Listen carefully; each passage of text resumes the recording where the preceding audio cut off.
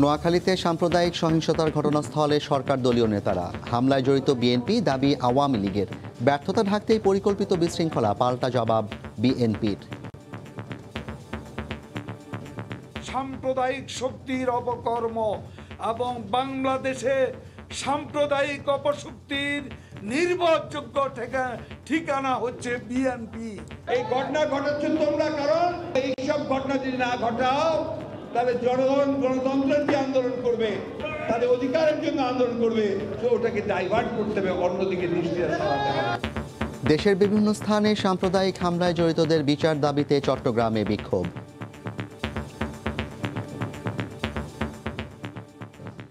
দেখছিলেন প্রধান শিরোনাম। সন্ধ্যার সময়ের সঙ্গে আছি আমি জাফর সাদিক। এবার অন্যান্য শীর্ষ সংবাদ। মেট্রো রেলের প্রতিটি স্টেশন ঘিরে হবে মাল্টিপল হাব, যাওয়া যাবে দেশের যে কোনো প্রান্তে। উত্তরা মতিঝিল রুটে থাকবে 3টি স্টেশন প্লাজা। শুধু কৃষিপণ্য উৎপাদন নয়, বাজারজাতকরণেও জোর দিতে হবে। বিশ্ব খাদ্য দিবসে প্রধানমন্ত্রী। স্বয়ংসম্পূর্ণ বাংলাদেশ গুরুত্ব দিচ্ছে নিরাপদ ও পুষ্টিকর খাবারে। হাতিরঝিল রক্ষণাবেক্ষণের দায়িত্ব হারাচ্ছে রাজুক, থাকছে না ভবন নির্মাণে অনুমতি দেওয়ার ক্ষমতাও। দায়িত্ব পাচ্ছে সিটি কর্পোরেশন, ইঙ্গিত মন্ত্রীর। 5 বছরের অপেক্ষার অবসান হচ্ছে কাল। আনুষ্ঠানিকভাবে পর্দা উঠছে টি-20 বিশ্বকাপে। প্রথম দিনই মাঠে নামবে বাংলাদেশ। স্কটল্যান্ডের বিপক্ষে ম্যাচের আগে টাইগারদের প্রস্তুতির সবশেষ খবর ওমানের মাস্কাট থেকে জানাবো আমি সাজিদ মুস্তাহিদ।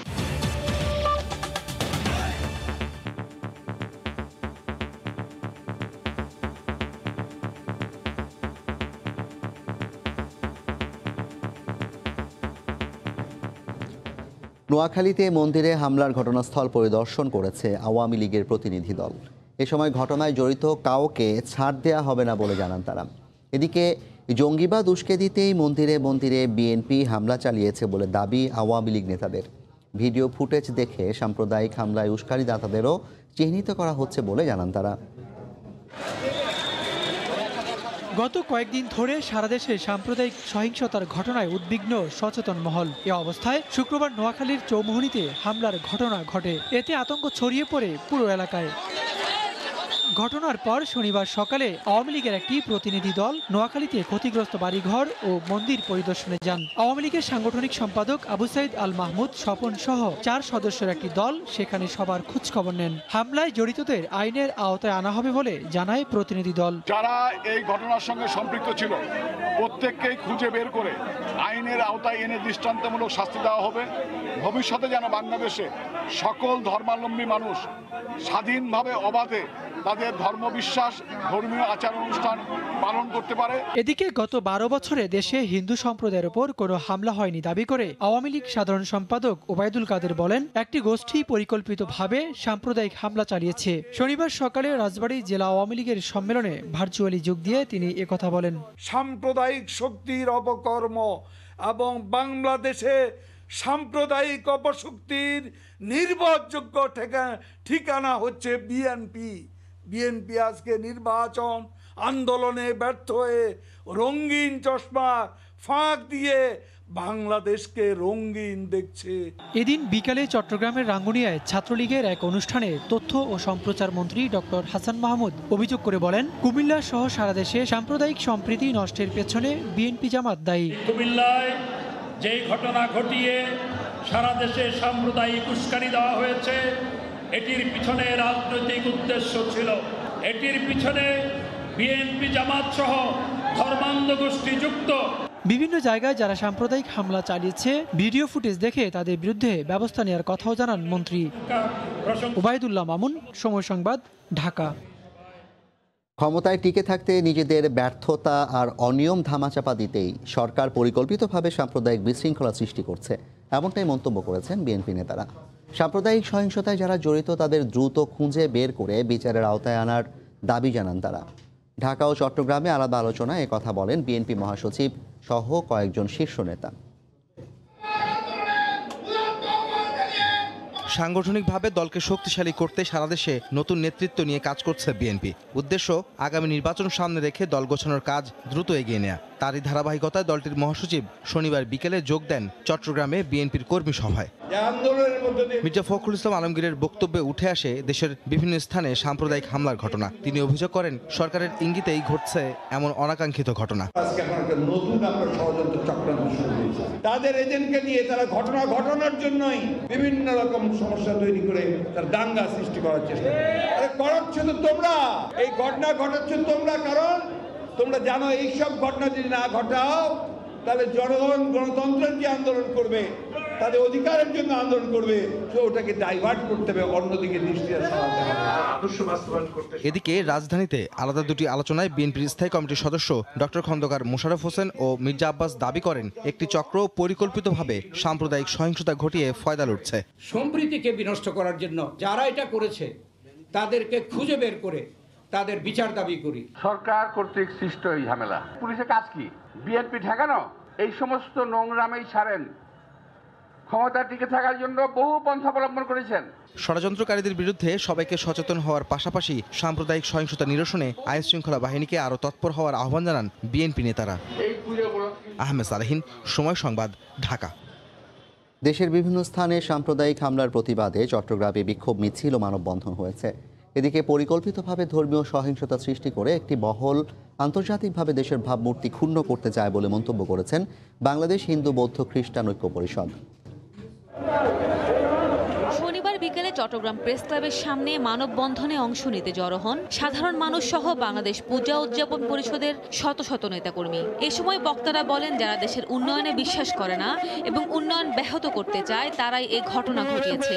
শিগগিরই হামলাকারীদের চিহ্নিত করে শাস্তির আওতায় আনার দাবি জানান বক্তারা। দাবি জানাচ্ছে যারা এই ধরনের ষড়যন্ত্র করলো, যারা ধর্মের দোহাই দিয়ে আরেক ধর্মের উপর আক্রমণ করলো, তাদেরকে অবিলম্বে গ্রেফতার করুন, তাদেরকে শাস্তি দিন। শাস্তি আমরা দৃশ্যমান দেখতে চাই।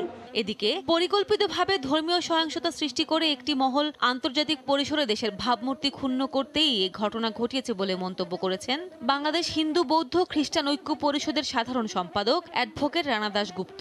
বিচ্ছিন্ন ঘটনা বলে আজ আর উড়িয়ে দেওয়ার কোনো সুযোগ বা অবকাশ নেই।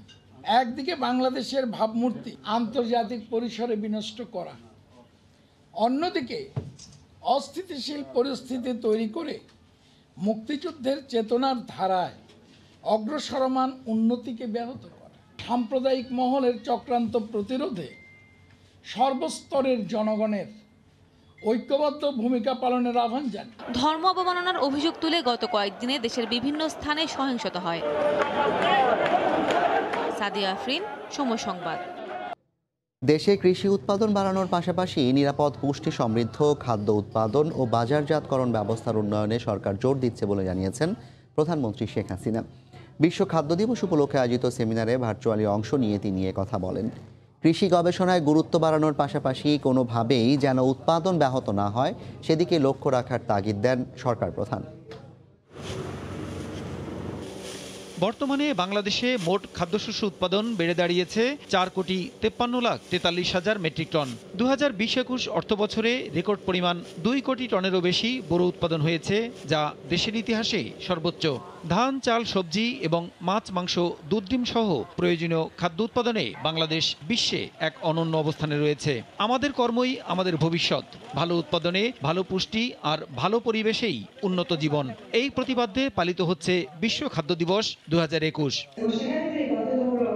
সকালে রাজধানীর হোটেল ইন্টারকন্টিনেন্টালে কৃষি মন্ত্রণালয় আয়োজিত আন্তর্জাতিক সেমিনারে প্রধান অতিথি হিসেবে গণভবন থেকে ভার্চুয়ালি অংশ নেন প্রধানমন্ত্রী শেখ হাসিনা।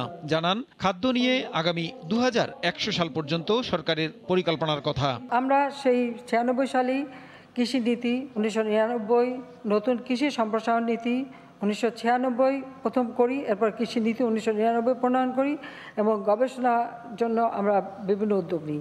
2001-2041 যে প্রেক্ষিত পরিকল্পনা আমরা প্রণয়ন করেছি সেখানে এই বিষয়গুলি অত্যন্ত গুরুত্ব পেয়েছে, যার জন্য ডেল্টা প্ল্যান 2100 আমরা প্রণয়ন করেছি, যেন আমাদের খাদ্য উৎপাদন কোনো মতেই যেন বাধাগ্রস্ত না হয়। কৃষি উৎপাদন বাড়ানোর পাশাপাশি পুষ্টি সমৃদ্ধ খাদ্য উৎপাদন এবং বাজারজাতকরণ ব্যবস্থার উন্নয়নে জোর দেওয়ার কথা বলেন সরকার প্রধান।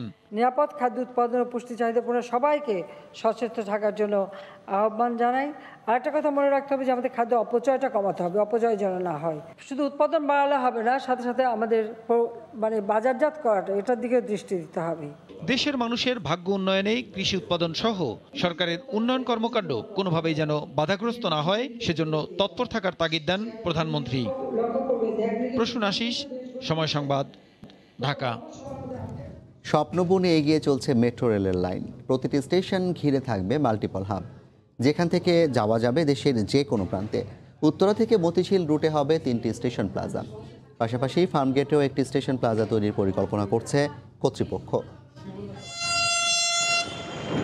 স্বপ্ন বুনিয়ে এগিয়ে চলছে মেট্রো রেলের লাইন। সেই স্বপ্ন এগিয়েছে বহুদূর। এরই মধ্যে একাধিকবার হয়েছে প্রথম 3টি স্টেশনের ট্রায়াল রান। লাইন 6-এর আওতায় মেট্রো রেল চলবে উত্তরা থেকে মতিঝিল পর্যন্ত। সেই পথ বাড়িয়ে এখন কমলাপুরে নেওয়া হয়েছে। এত গেল লাইন 6-এর কাজ। অপরদিকে চলছে লাইন 5-এর কাজ।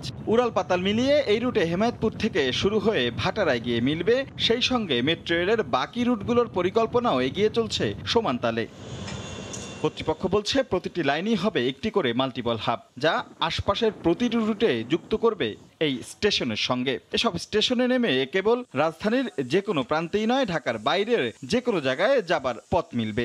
আর লাইন 6-এর হাব হচ্ছে উত্তরা সেন্টার। থাকবে 3টি স্টেশন প্লাজা, সেই সঙ্গে যুক্ত হবে ফার্মগেটও। প্রতিটা লাইনে আমাদের পরিকল্পনা আছে ন্যূনতম একটা করে টিওডি করব। এমআরটি লাইন 6-এর যে টিওডি সেটা আমরা নির্ধারণ করেছি। সেটা হলো উত্তরা যে সেন্টার স্টেশন আছে তার সেন্টার স্টেশনের পাশে আমাদের ফার্মগেট একটা হাবের মতো, ট্রান্সপোর্ট হাবের মতো। এছাড়া প্রতিটি স্টেশনের ওঠানামার স্বাচ্ছন্দ্য নিশ্চিত করতে বাড়ানো হচ্ছে স্টেশনের পরিধিও। এমআরটি লাইন স্টেশন গুলো আছে এবং সেখানে যে এক্সিট এন্ট্রি গুলো আছে, সিঁড়ি, লিফট, এসকেলেটর, সেই জায়গাগুলোতে যে স্বাচ্ছন্দ্যে যে যাতায়াত পারে, সেই জন্য আমরা স্টেশনের এই মাথা থেকে শেষ মাথা পর্যন্ত সুন্দরভাবে একটা স্ট্যান্ডার্ড ফুটপথ আমরা করে দিব। আনুষ্ঠানিকভাবে চালুর আগে প্রতিটি ট্রেনকে বেশ কয়েক ধাপে ট্রায়াল রানে অংশ নিতে হবে। কদিন আগেই ভায়াডাক্টে উঠেছে দেশের প্রথম মেট্রো রেল, আর তাতেই স্বস্তির খোরাক জুগিয়েছে এই রাজধানীবাসীর। অন্তত চোখের সামনে দৃশ্যমান হলো এর অনেকটা অগ্রগতি। এর পরবর্তী ধাপে অর্থাৎ এই ট্রায়াল রানকে আগারগাঁও পর্যন্ত এগিয়ে নিতে এখন সেই প্রস্তুতিতে ব্যস্ত মেট্রো রেল কর্তৃপক্ষ। রাশেদ লিমন, সময় সংবাদ, ঢাকা। বিশ্বকাপ বাছাইয়ের আগে আজ শেষ দিনের অনুশীলনে নামবে টাইগাররা। এই মুহূর্তে ওমানের মাস্কাটের আল আমিরাত স্টেডিয়াম এলাকায় আছেন রিপোর্টার সাজিদ মুস্তাহিদ। দলের সবশেষ অবস্থা জানতে সরাসরি যাচ্ছি তার কাছে। সাজিদ, কি অবস্থা এখন দলের?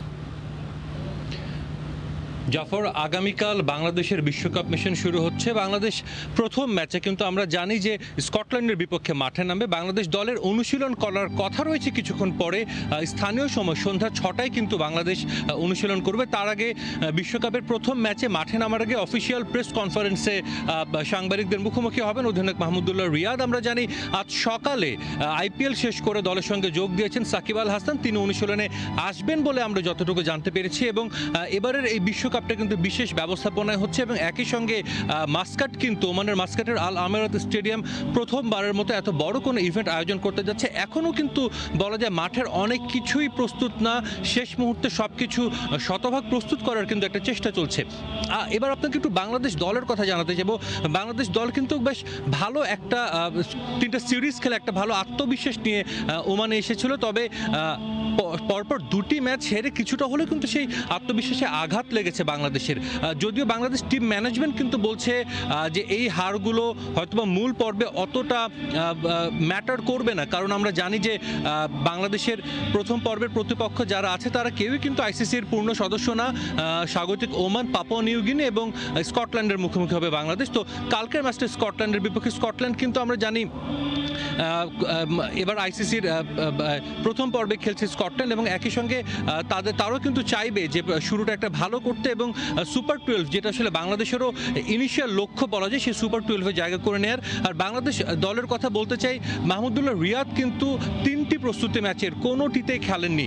ডেফিনেটলি মাহমুদুল্লাহ রিয়াদ বা বাংলাদেশের সবাই চান যে অধিনায়ক তিনি সবচেয়ে অন্যতম অভিজ্ঞ বাংলাদেশের ক্যাম্পেইনার বলা যায়, বাংলাদেশের একমাত্র ক্রিকেটার যিনি প্রথম ক্রিকেটার যিনি 161টিরও বেশি টি-20 ম্যাচ খেলেছেন। তো ডেফিনেটলি তাকে চাইবে বাংলাদেশ দল এবং টিম ম্যানেজমেন্ট। একই সঙ্গে মাহমুদুল্লাহ রিয়াদের কিন্তু আজকে আমরা প্রেস কনফারেন্সে নিশ্চয়ই তার কাছে জানতে চাইব, যেহেতু তার একটি চোটের ব্যাপার আছে যার কারণে তিনি ম্যাচ 3টি খেলেননি, তিনি খেলবেন কিনা সেটাও কিন্তু একটা বড় প্রশ্নবোধক চিহ্ন রয়ে গেছে। তো আমার কাছে ওমানের মাস্কাট থেকে এই ছিল সবশেষ খবর। জাফর। টি-20 বিশ্বকাপে বাংলাদেশ দলের প্রস্তুতির সবশেষ খবর জানাতে ওমানের মাস্কাটের আল আমিরাত স্টেডিয়াম প্রাঙ্গণ থেকে যুক্ত হয়েছিলেন রিপোর্টার সাজিদ মুস্তাহিদ। রাজধানীর হাতিরঝিল রক্ষণাবেক্ষণের দায়িত্ব থেকে সরিয়ে দেওয়া হচ্ছে রাজধানী উন্নয়ন কর্তৃপক্ষ রাজুককে। সংস্থাটির কাছে থাকছে না আবাসিক কিংবা বাণিজ্যিক ভবন নির্মাণে অনুমতি দেওয়ার ক্ষমতাও। ডিসেম্বরের মধ্যেই এই দায়িত্ব দেওয়া হচ্ছে সিটি কর্পোরেশনের হাতে। আর হাতিরঝিলের রক্ষণাবেক্ষণের দায়িত্ব কার কাছে যাচ্ছে সেই বিষয়ে দ্রুত সিদ্ধান্ত নেওয়া হবে বলে জানিয়েছেন স্থানীয় সরকার মন্ত্রী। রাজধানীর জলাবদ্ধতা নিরসন, পয় নিষ্কাশন ও যানজট দূর করতে 2013 সালে চালু করা হয় দৃষ্টিনন্দন হাতিরঝিল প্রকল্প। অল্প সময়ে নগরবাসীর কাছে বিনোদনের অন্যতম প্রাণকেন্দ্র হয়ে ওঠে এই ঝিল। তবে যথাযথ রক্ষণাবেক্ষণের অভাবে আবর্জনা ও বর্জ্যে হাতিরঝিলের কালচে পানি ছড়াচ্ছে দুর্গন্ধ, নষ্ট হচ্ছে পরিবেশ। আমরা যদি দেখি আজকে হাতিরঝিল, এখানে কিন্তু কোনো মাছ কিন্তু আমি ছাড়তে পারি নাই। মৎস্য অধিদপ্তরের সাথে যখন কথা বলেছি, আমি যেমন এত সুন্দর লেক আছে মাছ ছেড়ে দিই আমরা, বললো স্যার এখানে মাছ ছাড়লে কোনো মাছ আর বাঁচবে না। 302 একর আয়তন বিশিষ্ট হাতিরঝিল ঢাকা উত্তর সিটি কর্পোরেশন এলাকায় অবস্থিত। জলাবদ্ধতা নিরসনে গুরুত্বপূর্ণ এই ঝিলের দায়িত্ব নিতে এর আগে প্রকাশ্যে ঘোষণা দিয়েছিল উত্তর সিটি কর্পোরেশন। এ অবস্থায় শনিবার রাজধানীর একটি হোটেলে এক অনুষ্ঠানে হাতিরঝিলের রক্ষণাবেক্ষণ নিয়ে অসন্তোষ প্রকাশ করেন স্থানীয় সরকার মন্ত্রী। এ সময় হাতিরঝিলের দায়িত্ব থেকে রাজুককে সরানোর কথা জানান তিনি। আসার সময় আমি পানির যে কালার দেখলাম, আমাকে আমার ড্রাইভার বললো যে স্যার এখানে বাতাস দেওয়া হয়, might be there is oxygen আর সাপ্লাই, কিন্তু এই অক্সিজেন দিয়ে তো আপনার এই সমস্ত স্লাসকে পরিষ্কার করতে পারবেন না। এখন আমি এটা নিয়ে আমরা আশা করি ইনশাল্লাহ কিছুদিনের মধ্যে আমি বসবো, এটা এভাবে হতে পারে না এবং যারা যে কাজ করার দরকার তাদের কাছে সেই কাজ করতে হবে। অনুষ্ঠানে ঢাকা দক্ষিণ সিটির মেয়র দাবি করেন রাজুক যথাযথ যাচাই বাছাই ছাড়া ভবন নির্মাণে অনুমতি দেয় বর্তমানে রাজধানীর 90% ভবনেই সেপটিক ট্যাঙ্ক নেই। এ অবস্থায় ভবন নির্মাণে অনুমতি দেওয়ার ক্ষমতা এবছরই সিটি কর্পোরেশনের হাতে আসছে বলে জানান তিনি। আমরা একটি নীতিমালা প্রণয়ন করে মন্ত্রণালয় প্রেরণ করেছি, মন্ত্রণালয় সেটা পর্যালোচনা করছে। আমি আশাবাদী যে ডিসেম্বরের আগেই হয়তোবা আমরা সেটা পেয়ে যাব। পেয়ে গেলে আগামী বছর থেকে আমরা সেই কার্যক্রমটা বাস্তবায়ন করব। অনুষ্ঠানে রাজধানী ঢাকার দুর্বল পয় নিষ্কাশন ব্যবস্থার জন্য ঢাকা ওয়াসার কড়া সমালোচনা করেন দুই মেয়র। শুভ খান, সময় সংবাদ, ঢাকা। কোনো শিক্ষাগত যোগ্যতা ছাড়াই মিলছে পরীক্ষা পাশের সনদ। জমির দলিল জাল করে বদলে ফেলা হচ্ছে নাম ঠিকানা, চাইলেই পাওয়া যাচ্ছে জাতীয় পরিচয়পত্র।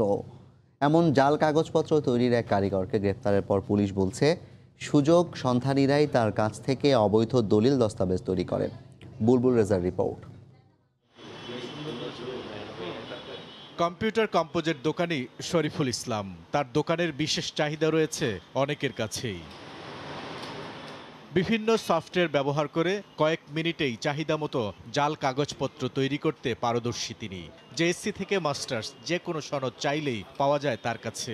ভুয়া অভিজ্ঞতার সনদ ও জাতীয় পরিচয়পত্র তৈরিতেও দক্ষ তিনি। শরীফুলের দোকান থেকে পাবলিক পরীক্ষার জাল সনদ, ভুয়া জাতীয় পরিচয়পত্র সহ বিভিন্ন ধরনের নথি উদ্ধার করেছে গোয়েন্দা পুলিশ। জব্দ করা হয়েছে তার কম্পিউটার সহ বেশ কিছু ডিজিটাল ডিভাইস। জিজ্ঞাসাবাদে শরীফুল জানিয়েছে 6 বছর ধরে ভুয়া দলিল সহ চাহিদা মাফিক জাল কাগজ তৈরি করছেন তিনি। এই চক্র এতই সক্রিয়, বিশেষ করে মানুষের অত্যন্ত কষ্টের সম্পদ, তার ভূমি, তার সম্পদ, যখন একটা সেম একটা কী বলা হয় আপনার জমির একটা দলিল অন্যের হস্তগত হয়, সুতরাং প্রতারক চক্র উনি হয়তো হালকা মনে করেছেন, কিন্তু যার হাতে দলিলের ফটোকপিটা চলে গেল ওই লোক কিন্তু মারাত্মক ভুক্তভোগী হয়। পুলিশ বলছে সুযোগ সন্ধানী লোকেরাই জাল কাগজ তৈরির জন্য শরীফুলের দোকানে যাতায়াত করত। বেসরকারি চাকরির জন্য দরকার, তার ডিগ্রি সনদ দরকার, সাবমিট করলেন। এনআইডি দরকার, হারিয়ে গিয়েছে, ইমিডিয়েট তিনি সাবমিট করলেন। অনেকে দেখা যাচ্ছে অ্যাক্সিডেন্ট লোক আছে ঢাকা শহরে আপনার জমির যারা ব্যবসা করেন বা কাউকে হয়রানি করেন, তাদের জন্য একটা দলিল হস্তগত হওয়া বিশাল অর্জন তার জন্য। ভুয়া কাগজ তৈরির কারিগরদের ধরতে বিশেষ অভিযান চালাচ্ছে গোয়েন্দা পুলিশ। বিভিন্নভাবে যেগুলো আছে আমরা তথ্য নিচ্ছি। বুলবুল রেজা, সময় সংবাদ, ঢাকা। অক্টোবরের মাঝামাঝি সময়ে এসেও নিয়ন্ত্রণহীন ডেঙ্গু, তবে ঢাকা উত্তরের চেয়ে দক্ষিণে এর দাপট তুলনামূলক বেশি। চিকিৎসকরা বলছেন এখন রোগী সুস্থ হতে সময় লাগছে বেশি। ব্যক্তি সচেতনতা ছাড়া এর নিয়ন্ত্রণ সম্ভব নয়। ঢাকার দনিয়া নিবাসী ৮০ বছরের শাহজাদা আগে থেকেই ডায়াবেটিস, কিডনি জটিলতা সহ নানা রোগে ভুগতে থাকা এ বৃদ্ধের শারীরিক জটিলতা আরও বাড়িয়ে দিয়েছে ডেঙ্গু। এদিকে ডেঙ্গু আক্রান্তের পর প্রায় সুস্থ হয়ে ওঠা কুমিল্লার বাসিন্দা তানহা ঢাকা বিশ্ববিদ্যালয়ে ভর্তি পরীক্ষা দিতে বনশ্রীতে উঠেছিলেন মামার বাসায়। সেখানেই এডিসের কামড়ে ডেঙ্গু পজিটিভ হয়ে ভর্তি হন মিডফোর্ড হাসপাতালে। এভাবে শুধু এ হাসপাতালেই প্রতিদিন রোগী ভর্তি হচ্ছে গড়ে ৩০ থেকে ৪০ জন। দুনিয়াতে বিকট অবস্থা, তার মানে ওইখানে অবস্থা অনেকটাই খারাপ। ঘরে ঘরে ঘরে ঘরে ২-৪ জন পাওয়াই যায় ডেঙ্গু রোগী। রাতে ঘুমাইছি আর অনেক মশা কামড়াইছে যে ফিল করছি। ঠিকমতো মশার ওষুধ দেওয়া হয় না, ঠিকমতো কাজকামও করা হয় না ওনাদের। চিকিৎসকরা বলছেন প্রথম দিকে রোগীর অবস্থা খুব দ্রুত খারাপ হলেও এখন সুস্থ হতে সময় লাগছে বেশি। যদি আরো ২-১ বার বৃষ্টি হয় এর মধ্যে, সেক্ষেত্রে হয়তোবা ডেঙ্গু আক্রান্তের ট্রেনটা সেটা হয়তোবা আরো কিছুদিন লেংদি হবে, এটা বলে মনে হচ্ছে আর কি। ৫-৬ দিনের মধ্যেই রোগীরা হয়তো ডিসচার্জ হয়ে যেত, কিন্তু এখন দেখা যাচ্ছে যে রোগীগুলো ১০-১২ দিন লাগতেছে। চলতি বছর এখন পর্যন্ত ২০,০০০ ছাড়িয়েছে ডেঙ্গু আক্রান্তের সংখ্যা, মারা গেছেন ৭৬ জন। তোহা খান তামিম, সময় সংবাদ, ঢাকা।